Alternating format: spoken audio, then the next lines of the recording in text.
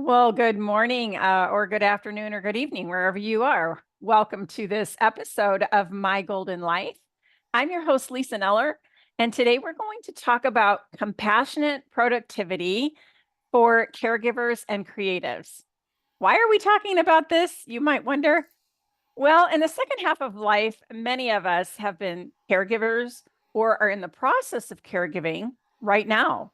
And also, this is a time for potential creativity. And as my guest today will tell you, we are all creative in some ways. And many of us in our later years are creating really cool stuff. So I wanted to address compassionate productivity because I myself struggle with this. I am an entrepreneur and a grandmother. I'm constantly trying to manage my time and energy. And with that, I'm going to introduce my special guest today. Her name is Lisa Zawrotny, and she is a personalized productivity coach, founder of Positively Productivity Systems, and host of the Positively Living podcast. She helps creatives and caregivers reduce overwhelm and achieve more with less so they can make space for what matters. When she's not sharing how to simplify and stress less, you'll find her hanging out with her husband and kiddos, exploring the world through traveling, chilling out with movies, and sometimes acting like a rock star. I love that. Her favorite kind of break involves an iced coffee and a book in a cozy spot with a cat on her lap. Lisa has current certifications in time and stress management, life coaching, and positive psychology. She's helped hundreds of clients do less, live more, and breathe easier. Welcome, Lisa. Thanks for joining me today.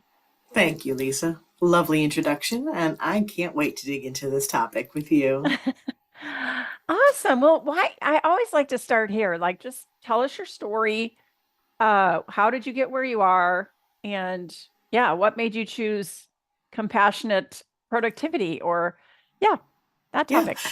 it's my origin story, right? Because invariably, when we are in a situation where we're helping others, there was something that we've gone through, and what I went through, and it's been like multiple occasions that have really, I guess, emphasized what I do and why I do it. But the big one, shall we say, that started it all was, in fact, being in a sandwich caregiver situation, and a very unique sandwich caregiver situation.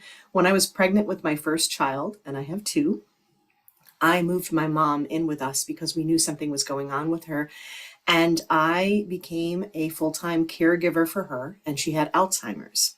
So I cared Mm, for her while I was pregnant twice, and at one point was caring for her with Alzheimer's and had an infant and a toddler. And I tell you this, and I still don't know how I managed that. And it was as difficult as it sounds. It also had beautiful moments. I felt honored to be able to care for them, but it really drove home how much we, especially, I think, as women and nurturers, give others and how quickly we can stop giving to ourselves. mm, There's a huge lesson in there for me. And when I was no longer caring for her, when she passed on, and I did last for 5 years doing this, and I know many people have to go even further. I kind of looked around and thought, I can't go back right to the way life was. I have to move forward in a different way. And the biggest gift was this life lesson of, what do I want now that I have another chance? And a lot of times people will say, what would you do differently? And it even comes as a shock to me, but I think it's so important to say. I've shared this in my own podcast and tons of other interviews. I don't live with regrets, but if I were to change something, it would be how I cared for myself. Not her, mm, not them. yeah. My kiddos are still doing great. I'm not saying I did it, perfectly. When are we ever going to do it perfectly? But it was it was so easy to not only let go of the, you know, not necessary, the the negotiables, if you will, but even the non-negotiables that should have been with me, I let go of to care for them. And we elevate this to such a beautiful thing, but I'm out to be an advocate and say no. And I think women, especially in midlife, come to that realization like, oh my gosh, what did I do? And it's a beautiful thing. And we want to honor that we gave so much. But I'm on the soapbox here saying, let's not give to our detriment. And that entire like life lesson and my need to heal and my need to give back to myself taught me that if I want to push forward again, to be productive, right? To achieve the things I want to achieve, I need to do it differently. We are in a society where it's like push, push, push. It's a force, right? It's a go, it's a oh, work harder. And I'm not saying don't work hard. I'm not saying don't sprint and push. All of those things can work, but again, is it to our detriment? So the compassion part, it's what I needed for myself to heal and to forgive. And it's what I realized is a beautiful juxtaposition to something that's so forceful all the time, such as productivity. How can we combine them so you still get to do what you love, be with who you love, achieve and be fully the person you're meant to be, but do it in a way that's gentle and kind and doesn't lead you to burnout? Wow. Excuse me. Wow. First of all, yes, it is a big thing that you did.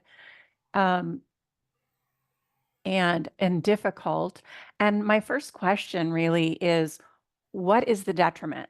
What were the consequences of forgetting yourself for a while? Oh my goodness. I mean, that's such a great and loaded question, right?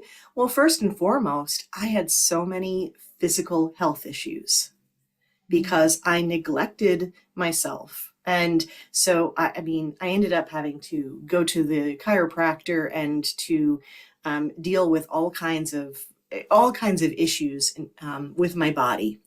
I, you know, I can remember going to a doctor and I had like so much stress and I wasn't dealing with it and handling it and I was completely lost. I was in survival mode. So, right, chronic stress response is going to Yeah. cause all kinds of issues.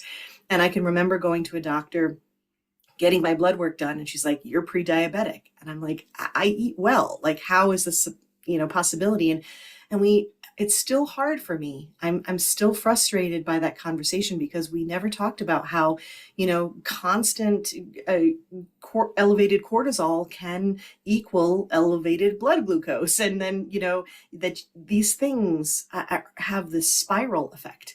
So Mm. lots of physical issues, lots of mental issues in that I just felt like I completely lost myself. Yeah. Who was I? And when you lose yourself and you lose that prioritization of what you need, you also lose kind of that feeling of worthiness, like that you get to count too. Like, where's your Mm. vote in all this? So there were tons of different things, physical and mental, that I experienced. And I think probably the biggest thing is that feeling of burnout, because I was so tired. And I mean, like, not just I could sleep for days if you'd let me, but like soul weary. Yeah. Yeah, I can't, it's hard for me to even imagine. I mean, I remember the days of not getting a whole lot of sleep when my baby was first born, Yeah. and I've seen my daughter go through that too. Um, she's pregnant a second time and just tired now. And in a couple of short months, she's going to be real tired. So, and that alone is hard. And Mhm. just to imagine, I can't imagine. And I didn't have to go, I haven't had to yet go through the caregiving process the way you have. I looked after my mother regularly and she was in the same town, but she died rather suddenly, so I didn't do that. And same with my father. He was somewhere else. And so I just can't imagine being that tired. where you're like, yeah, I could sleep for 10 days, leave me alone. I'm sick, I'm whatever. So, so yeah, you got through that and now Mhm. you want to really help other people process what they're going through if they're going through that. And then you also love to help creatives. And I'm really curious about that because Yeah, there's so much to it. So first of all, let me say I'm so sorry about your loss and your parents, and oh, thank you. and so we all go through different things, and it's so important that when we understand our trauma and our grief, that we don't compare. It's like I understand your point is saying, okay, I didn't go through that specific thing you're talking about, Lisa, but you probably do know weariness from the grief and the trauma of having lost your parents. And there's so many different things that we experience in life, and all of those things feed into my desire to bring compassion to the table. Now, in terms of helping caregivers, that's an obvious connection, yes. But to your Yeah. point, the creative side, well, there's a couple things about that. One is I think that we tend to lean into helping those whom we understand. And I realized in my path to, we'll call it like recovery, right? In to healing Yeah, and to yeah, coming healing. back to who I was, or who I wanted to be even, all of that reflection, the self-care, it took, it took on a life of its own in terms of helping me discover who I am and accept it and nurture it. And with that, I've always been creative, and I've always liked a lot of different things. So the term multi-passionate is now thrown around a lot by me, but not only me. Multi-passionate, multi-potentialite is a term by Emily Wapnick. Her website Putty Like is really cool to check out, because she had a TED talk about, like, not having like one true calling, for those who have multiple. I had to come to terms with who I was as a person, and part of that was understanding that I am multi-passionate. I love so many things.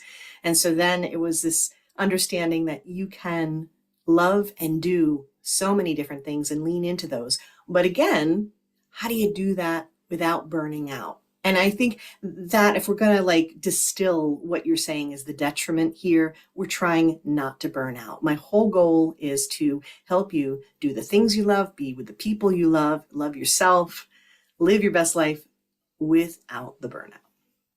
So how do we do that, Lisa? Let's give some advice to, Absolutely. Well, first of all, yeah. understand that we have a lot of messaging out there, what I call hustle culture, right? Okay, that overworking is the only way you're going to do that. The hard work, all the messages that we have, and the mindset. That's number one. I realized for a long time that I could partly call myself a productivity mindset coach, because we're trying to redefine the idea of what being productive is. We Mhm. have this feeling that it has to be do more, do more, do more. And it's like, well, how about we optimize what we're doing the right things at the right time, the right way for us, being selective, being intentional. That's what we're going for. So the first thing is having the mindset of, oh, I can achieve, but do it differently. We have to have that, I mean, you talk about this, where you have to have that foundational mindset first, that belief that there is a possibility that we can do things differently. That's step one right out of the gate. And if you're Okay. like, I'm not so sure yet, that's fine. That's great. At least we're having the conversation, and you're like, where do we go from here? Well, start catching the hustle culture conversation that's out there, that you have to be productive every minute of the day, and that resting means you're lazy or not doing as much as the next person. You know what I mean? I'm sure you've heard and felt and probably even internalized that kind of messaging, right? Yes. Although I can't say I've personally bought into it. Um, Good. I have my own issues with well, I don't know if you've ever studied the Enneagram, but I'm an Enneagram 9 and my passion is sloth. So I have to deal with that. I am good at resting. I am good at self-care. I've Mhm. been teaching yoga for 20 years, so I try to practice what I preach. Um, and and I think that looks different for everybody, the self-care piece of it. When you're caregiving, like you said, that's a lot of stress. And how do you get away from that? What is the self-care piece besides the mindset? Like, I think the mindset is important. And then what, Yeah, no, I think that's such a good question, and I love that self-care is something that is a natural part of who you are, and so therefore you can share that with others. It's just like being a questioner and a helper is part of what I am, Enneagram 2 here, and and so with that, I can be the questioner for my clients. So although I don't want to say that there's only two aspects to this, that there does feel like a natural, a natural, like a two-part component here. We talk about self-care, and I think that's so important. And I just had someone I recorded with, it's actually coming out in November. We did a strategy session together on my podcast, and she was in a similar situation where she's really great at the self-care, also into yoga. And we talked about those invisible stressors, and we talked about what can you do when you are good at the self-care part. And I love that. I love that. It's so important that you elevate that. What else is there? Well, there's the creating the filter of what you allow through. And what I mean by that is, where are you spending your energy? What matters to you? And how are you creating boundaries around that? And that can look different depending upon your situation. How much are you packing your schedule? What are you saying yes to and no to? And remember, every time you say yes to something, you are always saying no to something, sometimes to Mhm. someone, sometimes to yourself. It's always yeses and nos always come with their other side. So it's being intentional, understanding what each choice that you make means for you with your values, understanding what matters to you, how you want to live. There's a saying, and it's quite outdated now because I don't use a checkbook anymore, but it's like, I'll tell you what matters to you if you show me your calendar and your checkbook. It's like, okay, show me where the money is going and show me where the time is going. And so Yeah. sometimes that can be a wake up call. I mean, do that today. If you're listening right now, go ahead and see what you're spending money on, and Mhm. do not judge me when I tell you some of it's Dunkin' Donuts. I love my coffee, but where are you spending your money? Where are you spending your time? And Yeah. either it will reflect back at you and you'll be like, yeah, that's what matters. Okay. Or you'll be like, whoa, that's not what I think matters. That's not what I wanted to matter, but that's where it's going. That's a good wake up call. So yeah, where you're spending your time, your energy is flowing. So one of the other sides to what I do, and part of my story, was actually when my mom first passed and I was trying to figure out what to do. The survival mode that I'd been in had put my life in complete disarray. And I mean that physically too. Like, I had tons of clutter, tons of like unopened mail. I don't need bills and things like that, but I mean, just even like junk mail that you get, things like that. A lot of things that couldn't be tended to because I just couldn't get to it. And my first thought was, I need to tend to all this. I need to sort through it. I need to clean out. I need to clear a path. And that led me to decluttering and to discovering the power of simplifying and opening and clearing a path. And then, of course, my MO is, I figured it out. I want to help other people figure it out. So for a time, I was a professional organizer. It's always something that has been kind of my in my wheelhouse anyhow, being naturally organized, naturally inclined toward being organized. But realistically, you have life happening, you have family members, you have, energy depletion that can create much more clutter in your life. And I thought, well, then let's address that. So to your answer, yes, self-care compensates for a lot of the stress, but we also need to look at the side of how do we reduce the impact the stress is going to have on you in the first place. And sometimes it's directly related to what's stressing you. And sometimes it's, well, I can at least make sure the stress is lower in other areas to help me be more resilient. Did that make sense?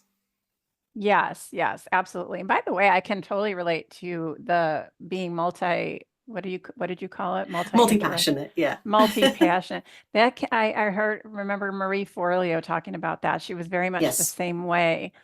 Um, yeah, and then where did I want to go with all that? Um, so I sort of interrupted you, or I don't know if I took you on a different path, Mhm.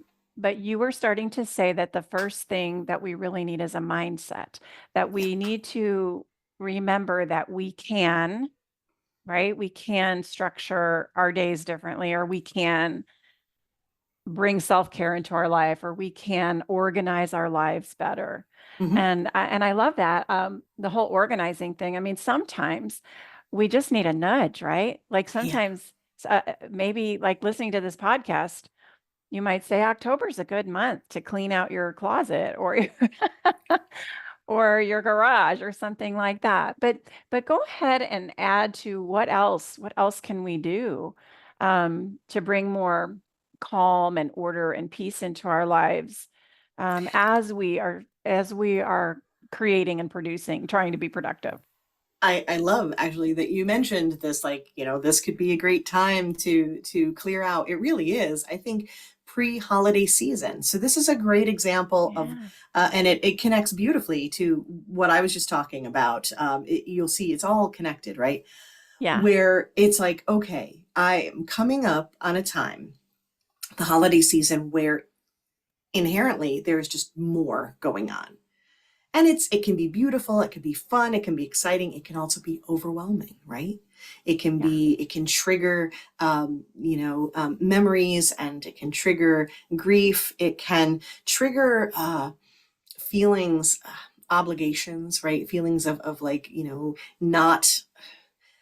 not being at our best because we feel like we need to do so much. There's a lot of expectations, I guess. Man, Yeah. you really need to manage expectations. So going into the season, this is a great example of like what we can do on that other side of it that I was talking about. Yes, the self-care, prioritizing your personal time so that you can feel your best is part of it, but also what are we letting through? What boundaries, what does are we like working with? What does our environment look like? Decluttering so that you have more space to work, uh, being very selective, going into the holidays saying, how do I want this to look? How do I want to feel? Mm, What's realistic to me, like whether, and here's where we start getting into the personalized side of what I do. Compassion is a big part of it, right? Because it helps us with resilience and coping and making these changes. But the other side is just simply knowing who we are. You know, as an Enneagram 9, you know what you're inclined towards, so you can find ways to honor that, to perhaps balance it. It's the same idea where you have introverts and extroverts. Introverts, I look out for you. I'm the extrovert who adopts introverts along the way. But so you need any assistance with that, just come to me. I'm happy to help.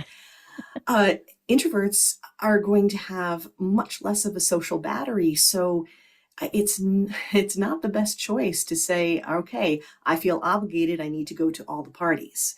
Again, creating boundaries around that to say, well, I'm only going to be good for this many, or I can only handle this amount of time, or, I prefer it when it looks like, describe what it's a smaller gatherings, whatever that is. You need to be very clear based on who you are, what you value, what your tendencies are. And when you do that, then you know what to say yes and no to. I actually call these life filters. They help Mm. you make the decisions to prioritize. When you do that, then you can start having real conversations with people where, again, it's the yes and the no. You're saying yes to yourself and you're saying yes to having the best possible experience and being able to show up in a wonderful way as opposed to a resentful and exhausted way. So, yeah, the next thing is really, I guess the step would be that self awareness part. And that's what I love to do with clients is say, let's start profiling what, how you work best based on what you like, what you value, what you do, what your tendencies are. And then once you know that, then it's about filtering. And that can be a form of decluttering and mostly just intentional living. Yeah, that all makes sense. I was just thinking about how I'm a grandmother now and I'm doing a lot more babysitting than I thought I was going to be doing. And I'm an entrepreneur. So yesterday was like the first, not the first day, but it was the first weekday that I had babysat all day. I did a little something in the morning. And then when I came home at the end of the day, I said to my husband, there's something about being with a toddler all day that makes me want to have a glass of wine. It's a lot. It's a lot of energy. Yeah, and I could have gone back to my computer and I could have worked last night when I got home, but what I chose to do instead was talk to my husband for an hour and a half or so and just spend time with him, over a glass of wine and talking about things that we think are important, and Yeah, investing that time in that relationship. And I just have to remind myself, like, you don't need to feel bad about that or guilty about that. Like, there's always tomorrow. You can get back on track tomorrow. But it is something we struggle with, I think, don't you? Like, absolutely. It's and again, right? This ties right back into this narrative that we have been taught about what it means to be productive, what you're supposed to be doing, and the shoulds of being an entrepreneur.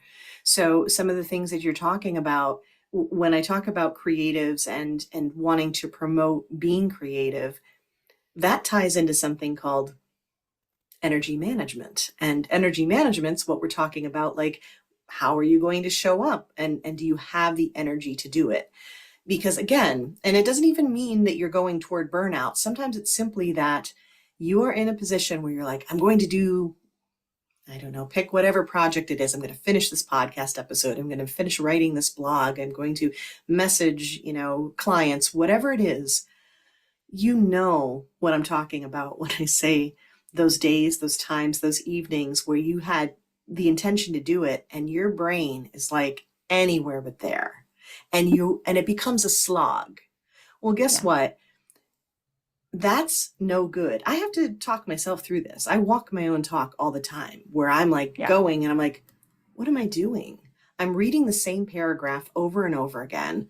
I'm writing and then I can feel myself pulling away like, hey, let me go check Instagram. No, like, why are my brain's telling me I'm not in it right now. The yeah. best thing you can do, what you did, is the best thing you can do for your productivity because I will bet you anything the next morning that you were rested and ready to go again, you hit the ground running and you were absolutely productive. Yeah. Well, that would be today. And There you go. actually, Hi. I actually did. I got a good night's sleep and I woke Mm-hmm. up and I got into my spiritual routine and got grounded and then prepared for this interview, which for me is early in the morning. Mm-hmm. This is an early time for me. So, but I like that. I like to have something to get me started early so that, the rest of the day will also feel productive. Mm-hmm. So, yeah, well, I'm glad you like that. I'm glad you think that's good. Oh, and also taking time to spend with your husband. That's, relationship development, all of these things. So what I work with in terms of productivity is very positive psychology based. When we lean into our strengths, when we do things like practice gratitude and build our relationships, which, all of these things that we're talking about, compassion and, being kind to ourselves and to others, all of these things that we're talking about, They help us strengthen relationships, which in turn help us, lead happier, more satisfying lives. So what you did was immensely productive in that you needed to rest, Mm, you needed to decompress, you mhm, spent time. You got to do these things with your husband, but that also increases your bond with him. mhm. It's quality time, and again, it depends on your love language, but my husband is happy if I'm watching a random TV show with him, if we're just hanging out on the couch together. uh, each other in that regard, and all of this, I think it's looking at what truly is productive and looking at it with it through a different lens, and that's what I'm hoping to get across, because so much of what you did was so incredibly productive, just maybe not in the way you initially expected. Yeah, and I'm so glad you pointed that out because I didn't really think of it that way. That yeah, that was feeding my productivity in a different way, and that I Mhm. hadn't really looked at until just now. Um, and it's fun to be able to share that with you. So I also I don't know if you have anything else to say about this, but I think I might have told you my son is a creative. Like I know a lot of creative people Yes. and they're working full-time jobs and they're also trying to do sketch comedy and create digital shorts and do all kinds of things. Is there anything else you want to add before we tell people where they can find you and get your help? Yeah, I love that you asked that, because I kind of want to wrap things up here with this idea of being creative, and that I'm very supportive of it, because as creatives, we have this in us. It's not something that can be like, we can try to push it down, right? The practical, don't take risks, do something that's reasonable and will pay the bills, all the usual stuff, right? That's a narrative that has been taught to us for a long time. And the thing is that no matter what you choose and what you do, for a living or anything like that, that creative part, or to create, is so incredibly important for our souls, our spirits, our ourselves as people. It can be, I can remember music primarily for me. And that's the same thing for my eldest. My youngest is actually art, visual arts. It is everything. It becomes your confidence builder. It becomes your therapy.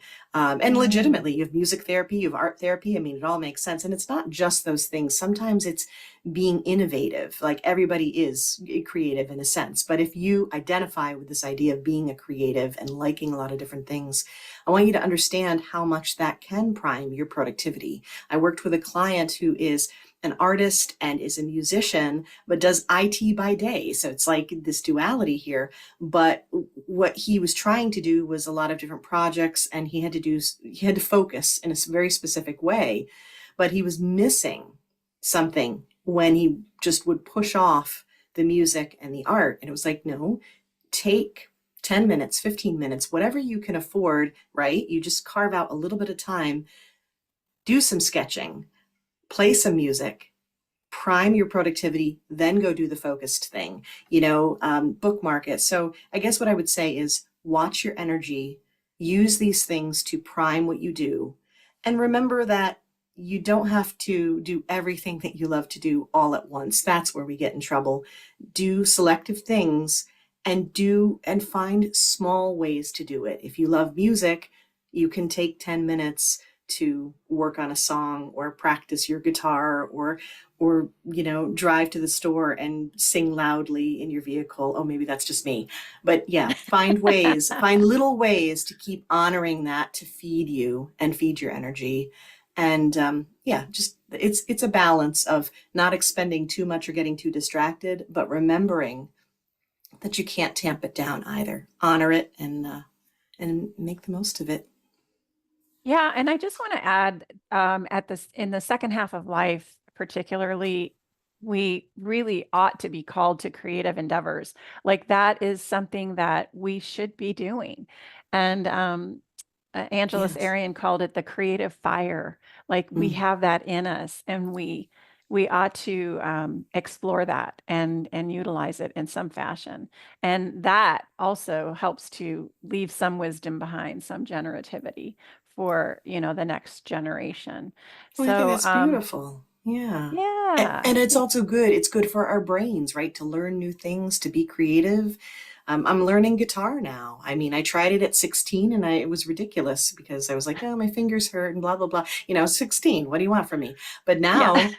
now midlife, and I'm like, I'm doing great with it. I love it. And yeah, it keeps you fresh. It keeps you energized, and it's a beautiful thing. I love to hear that. We froze for a second, but now let's tell everybody where they can find you, Thank you so Lisa. much for asking. Yeah. Positivelyproductive.com is, my main website where it can point you in all the different places that I am. You are listening to a wonderful podcast, so you could hop right over on whatever podcast platform you're on and find Positively Living. I would be honored if you would do that. And if you'd like to hang out, uh, on social media, Instagram's probably my favorite place to play and the place where you'll find me being the most ridiculous, which is, good for a laugh. My reels are definitely, my reputation precedes me sometimes, but that's positively_Lisa. I'd love it if you'd visit, say hi. Well, I'm going to follow you right away because I don't think I had done that on Instagram yet. So thank you for Good. I look that. forward to it.